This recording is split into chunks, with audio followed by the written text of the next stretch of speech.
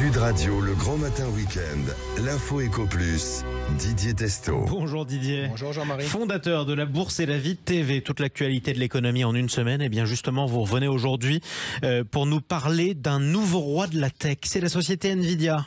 Nvidia, qui avec tous ses développements liés à l'intelligence artificielle, a été propulsé en quelques semaines dans la stratosphère, si on peut dire, des valorisations boursières. Tenez-vous bien, 2000 milliards de dollars. Ah oui. Ça fait quelques zéros. Et après ces résultats, en une séance seulement, la valorisation boursière de la société, c'est plus 272 milliards. C'est autant que le groupe L'Oréal en une journée. Ah oui. Pour vous situer un peu le niveau, dirigé par Jensen Huang, c'est un immigrant d'origine taïwanaise qui a plus de 30 ans, a imaginé cette entreprise dans un restaurant Denny's. Il est au cœur de cette révolution technologique des puces, les fameux semi-conducteurs, qui sont nécessaires à cette nouvelle industrie. Alors, ce PDG ne porte pas de montre, rapporte le Wall Street Journal, car il dit « c'est maintenant le moment le plus important ».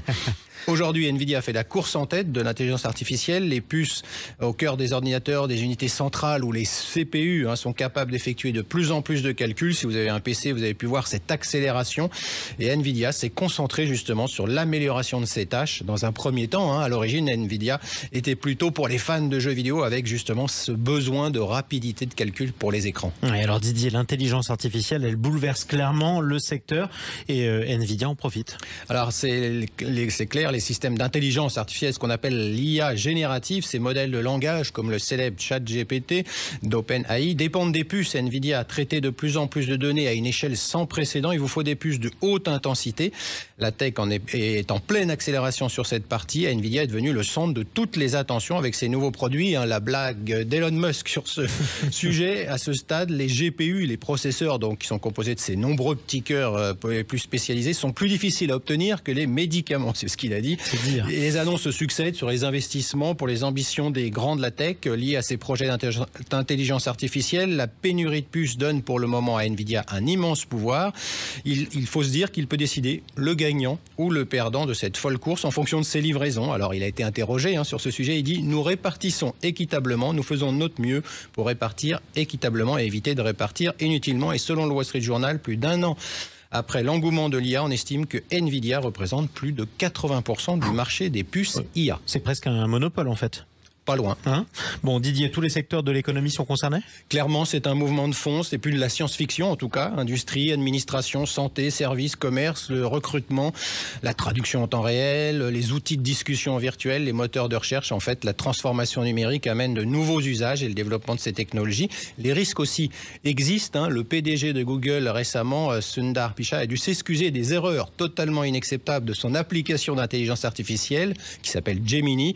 2 images de Viking générées par Gemini étaient un peu éloignées de la réalité. C'est vrai, bon, ça peut arriver. Alors, est-ce qu'on peut compter dans ce domaine sur des champions français ou pas ? Alors, jusqu'à cette semaine, Jean-Marie, j'ai envie de vous dire oui. Son nom, c'était Mistral AI, concurrent du célèbre ChatGPT. Ce Français avait fait parler de lui comme une future licorne tricolore. Vous en parlez au passé, je le note. Qu'est-ce qu'on a encore fait ? Cette semaine, elle a dévoilé son grand modèle de langage, qu'on appelle le LLM pour les spécialistes. Ses créateurs affirment qu'il peut se mesurer justement à GPT-4, donc c'était plutôt une bonne nouvelle. Mais alors l'offre payante, elle, est accessible directement auprès de Mistral AI ou via la plateforme Cloud Azure de Microsoft, avec qui Mistral AI vient d'annoncer avoir noué un partenariat. L'accord s'accompagne d'un investissement non dévoilé de Microsoft, ce qui fait dire à certains observateurs que Mistral AI a déjà vendu son âme à Microsoft. Bon, ben voilà, écoutez, pour terminer, vous allez nous reparler des données qui sont en danger, nos données personnelles.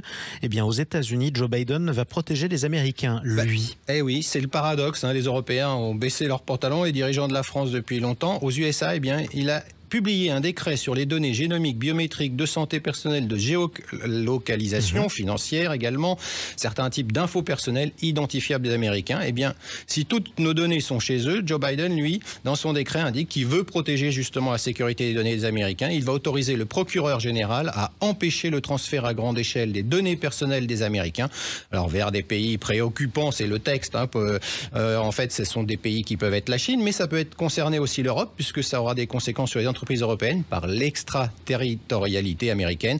Cela montre une nouvelle fois que nos élites politiques françaises et européennes sont nulles sur ces sujets majeurs puisque l'Amérique protège ses citoyens. La France et l'Europe, elles, on regarde mais n'ont pas encore d'outils efficaces. Effectivement. Écoutez, merci beaucoup Didier Testot. On vous retrouve samedi prochain pour une nouvelle minute de l'Info Éco Plus. Merci.